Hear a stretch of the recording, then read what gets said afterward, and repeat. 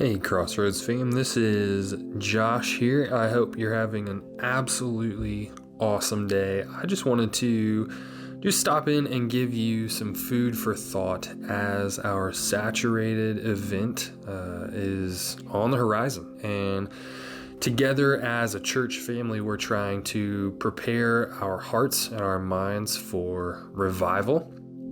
This past week, the junior senior group has been in the book of James, and we are in chapter 4, and we really focused in on verse 6, where it says, God opposes the proud, but shows favor to the humble. And another translation says, but gives grace to the humble. And we spent a good amount of time, obviously, talking about pride versus humility. It's the center point of this chapter in James, but one of the students made a really great comparison to Jesus on the cross and reminded us that, hey, there was a man on each side of Jesus as he hung on the cross, and highlighted the fact that they were two very different heart postures. And what I mean by that is there was one man who was hurling insults and his heart, was just so hardened and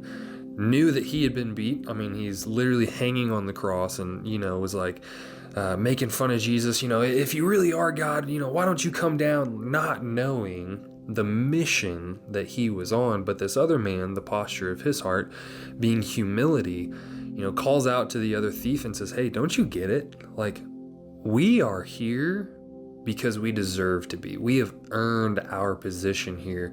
But this man is innocent. And he turns to Jesus and he says, hey, remember me when you enter into your kingdom. And Jesus says, surely I tell you, you will be with me there today. And I think Jesus is still saying the same thing to each of us. But it all comes down to the position of our hearts. As James so boldly says in verse 10, he says, humble yourselves before the Lord and he will lift you up. I think that's so countercultural to the world that we live in each and every day. But I think it's the position that our heart needs to maintain, especially if we're pursuing revival. And so I want to challenge you today. What is the posture of your heart?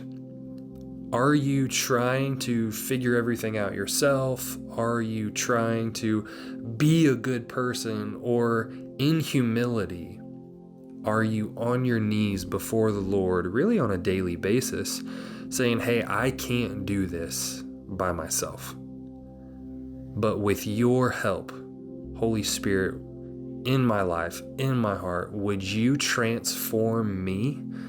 Would you do these things through me? I submit myself to you. I humble myself. And when we maintain that position, God does big things. And God does what he wants to do in our lives. And so I think the pursuit of revival maybe begins with acknowledging that, hey, I don't think I've done a good job of being on my knees before the Lord. And so I want to encourage you today to humble yourself.